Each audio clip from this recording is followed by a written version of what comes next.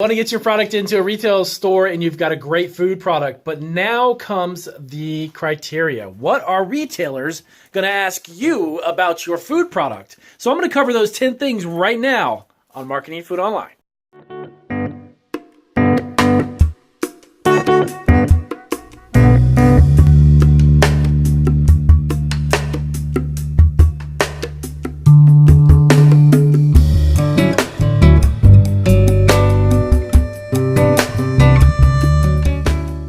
All right, so I'm going to cover those 10 things that retailers will potentially ask you about your food product in order for them to get your food product in their stores. And why I say potentially is that every food retailer will have a variation of these 10 things. And they potentially could ask you some more or even some less of the items that I'm going to cover. Now, I'm going to move my camera here a little bit. I'm here in my office getting ready to wrap up the day. We're actually in our shipping department.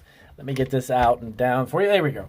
All right, and really quick, if you're not a subscriber to Marketing Food Online, hit that magical red button and check out all of the 500 plus videos that I've got posted that are going to help you get your food product up and running, or your food business, get it started and get your product either online or in retail stores. So let me cover the 10 things now. These are actually going to be 10 things that I have actually personally experienced working with retailers when we first started our business. We were not predominantly online. We were actually in retail stores. So I'm going to give you some of the experience that I actually went through in regards to, we had given 9 stores. It's been a few years since this happened, but it was about 8 or 9 stores. And my wife and I had a whole bunch of responsibilities that we had to take care of in order to have our food product in those stores. So I'm going to cover 10 of the things that I went through, and it's a very good likelihood that you'll probably go through that if you go through a retailer. Now, you got to keep in mind there's a few different variations and ways to actually get a product into a retail store. You can work directly with a corporate buyer. You could actually have a food broker that helps you out. You could go through a food distributor. Sometimes you don't even have to deal with the retailer. If you can build up a inventory with a food distributor, the food distributor can actually buy it from you, and then they would distribute it to retail stores. So there's a lot of really different ways. If you deal with a national food chain, some grocery stores that are from like East to West Coast and everywhere in between, they have a different process compared to a locally owned, kind of a mom and pop grocery chain or locally owned food store, that they may have just a single buyer, or maybe the owners actually do the buying, or local managers within the store. So number one of the things they're going to ask you about is the size of your product. How is your product packaged? Now, you may think that that's kind of elemental and kind of basic and simple, but it is actually something that they look forward to. They ask you, what are the size? Is it like an 8 ounce, 7 ounce, 12 ounce bag? Is it similar to what they have on the shelf already? One of my recommendations for you is, if you're looking to get a food product into retail stores, don't try to reinvent the wheel. Don't try to make something that's not necessarily going to be carried at a store. If, let's say, for instance, you were doing mixed nuts of some kind, and normally you find about a 7, 8, 12, 13 ounce bag, something like that. Don't try to create a 7 pound or 5 pound bag, or something like a 2.5 pound bag to bring into a retail store. Try to keep it relatively in comparison to what is on the market. But of course, your product, your packaging, those types of aspects will set your product apart. But as far as the size goes, don't try to necessarily reinvent the wheel and try to come up with some crazy off-the-wall size packaging. So they're going to want to know the size of the packaging. Now, the other thing they're going to look at is the type of what they call case pack. How is your product packed in a case? Normally, food stores or distributors will buy it in what's known as a case pack. If you're not familiar with that, it could be like a 12 pack, 24, 36, and so on. We actually, our packages were 24. We sold each flavor of our candy, 24 bags per box, and that was our case pack. So definitely want to determine that and figure that out before you approach a retailer. Make sure that you let them know how your actual food product is packaged in a case pack, because they're going to want to buy 10 cases, 12 cases. They don't want to buy 100 bags, 200 bags, that type of. Normally, the type of terminology that they're going to use is really just going to be cases, cases, cases. Okay? Now, the other thing is going to be that they're going to request from you, and I would recommend you check my video out, by the way, about the sell sheet. A sell sheet, really quick, this is a side note.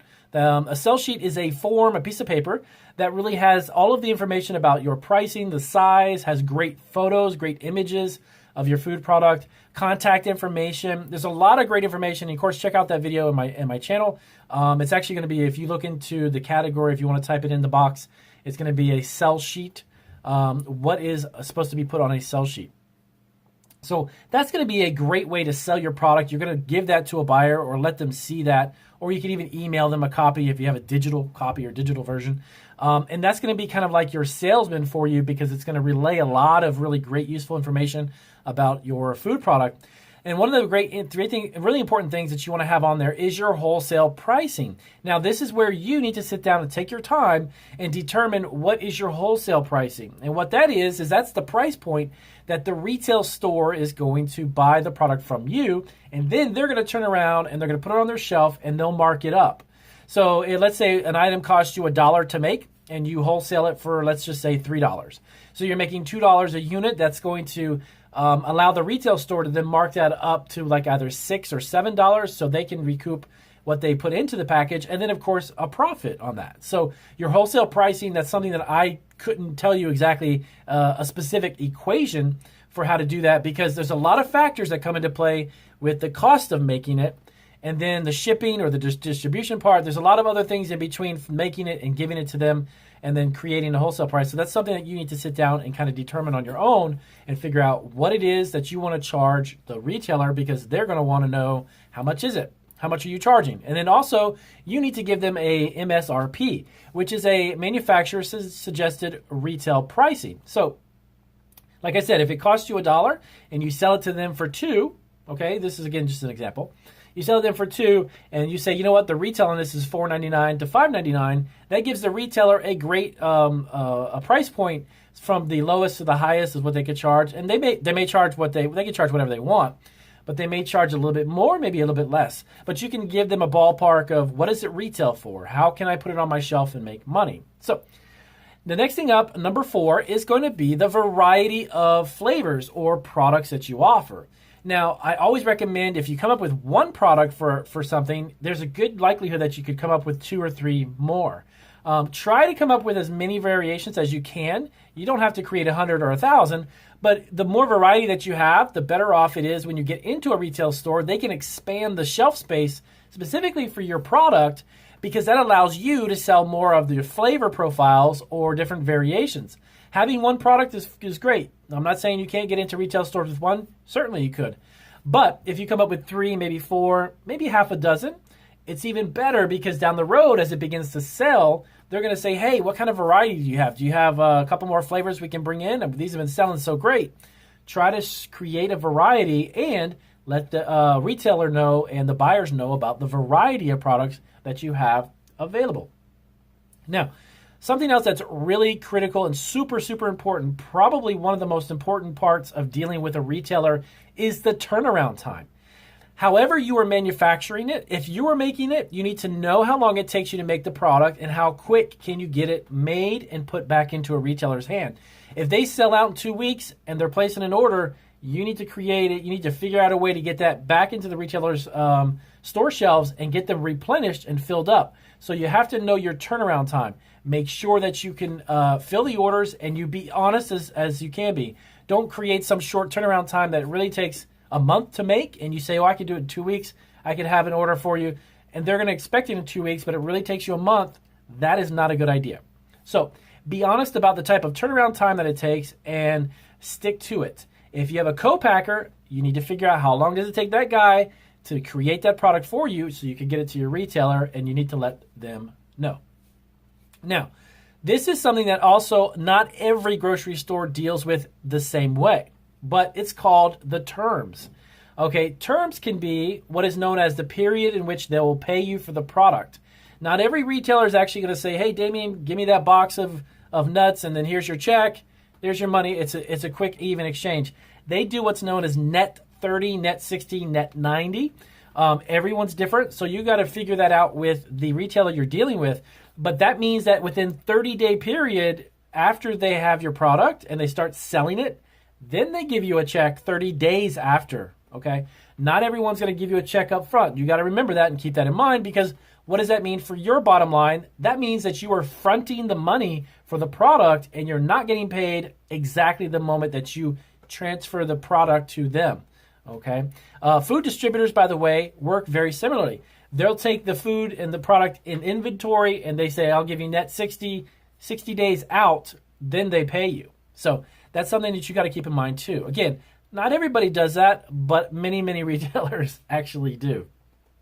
Now, when you deal with a lot of local stores and some of the stores that are not necessarily nationwide chains, they're going to want you to demo the product. So what we have next up on number 7, I have my list here next to me. That's what I'm looking at. Number 7 on the list is demoing your food product. Do you have time in your schedule to go to the stores and they say, hey, this is what happened to us. We had 9 stores that we did demos for. So every weekend we had to go there, set up a table, demo the product, sell it, pitch it, jump up and down about it, and then go to another store and do it for 2 more hours. So do you have time in your schedule to demo a food product? That is you hustling your product and getting it out into customers' hands. Because guess what? They put a new product on the shelf and it's locally made. Nobody knows your product from Adam. Nobody knows who you are. You have to create the buzz, if you will, locally, and you have to get out there and sell. Do you have to do that always? No. One of the rules that we had with the company that we dealt with was that it was like a 2-month period. You had to do it for 2 months, and then if it sells well, then they'll stop the demos and they just start ordering it. So keep that in mind. Everybody does it a little different. A lot of nationwide chains don't necessarily do that. They'll actually buy the product from a food distributor, and then they'll try it out and they'll see how it works. Now, the next one up, number 8, is do you actually deal with a food distributor? A lot of retail companies that are nationwide chains, this is for the bigger grocery stores, they buy their products through a food distributor, not necessarily individually from the food vendors themselves. Do they do that with all of them? No, not necessarily. But the majority of the products they get are from food distributors. They bring them into their inventory, they warehouse it, then they distribute it to everybody, all the stores within their chain. That's how some of the bigger stores do. Some of the smaller stores don't mind working with directly from the vendor. Like from us, we had to make the candy, bring it to the stores, and then fill up their shelves and demo it. And that was fine because it was just 9 stores. If you have 900 stores, you can't necessarily do that by yourself. You would need to have some type of distribution or some type of logistical warehousing situation set up to allow you to get your product into more stores. So next one up is your fulfillment capacity. What is the maximum amount of product you can make within that duration of time that you can fill an order? What I mean by that is, let's say a store says, hey, Susie, I love your stuff. It's great. The next 2 weeks, can you fill an order? How much can you make in the next 2 weeks to fill an order? Because I need 1,000 cases, not 100. If you can't make 1,000 cases and you can't fulfill large orders, you need to know what is your maximum fulfillment capacity. How much can you put out? How much output of product can you make? Now, if you're not making it and you've got a co-packer or a private label company doing it for you, then you need to ask them, hey, Mr. Co-packer, how many cases of this can you get put out? So that way you know that the retailer can order 1,000 cases or even just 100 in a set period of time. You don't want to, you want to try to maximize that as big as possible, because when you get into the stores, they're going to be ordering cases and cases and a lot of cases. This is really, really important when you start to get into chains and they give you like 10 stores, 20 and 50 stores. Can you kind of scale that up and can you fill the capacity that they need? So the next one up is going to be seasonal packaging. Now, this is super important about year-round marketability of your food product. And what I mean by that is, of course, I don't make these, but I'm in my office here. So let's just say the Larabar, right? You have a Larabar. I eat these all the time. They have, like most companies, they'll have seasonal packaging. Can you package this, or really just this, the outside box? Can you make that into something that's for Christmas? Can you make it into something for Easter? Is there seasonality to your packaging? A lot of startups and a lot of small businesses really don't think about this, but it's a huge benefit if you can, because that way they can market this, not just, every day, year round, but they can set up specific seasonal displays and merchandise displays that will allow them to sell it for Easter, sell it for Christmas, Halloween. Halloween candy is a great example. If you notice, companies like Nestle and these chocolate companies, they create those packages specifically for those bags of candy, specifically for Halloween. It's the exact same candy they sell year round, but seasonality is something that's really important. So that's something they may also ask you as well. Now, all of this stuff is going to be something that you can obviously sit down and watch this video over and over, write it out and think about it, and then analyze where you can actually improve on or keep these in mind when you start to make your product, okay? So those are 10 amazing things that I just told you about in order to get your food product into retail stores. And again, it'll all vary and fluctuate ever so slightly, but those are kind of like the gist of what retailers look for when they have new products they want to introduce. So if this video was helpful, as always, do give me a big thumbs up. I appreciate you guys' support. If you have questions, always let me know down below and I will get to them as quickly as I can. And I'll see you guys on the next video.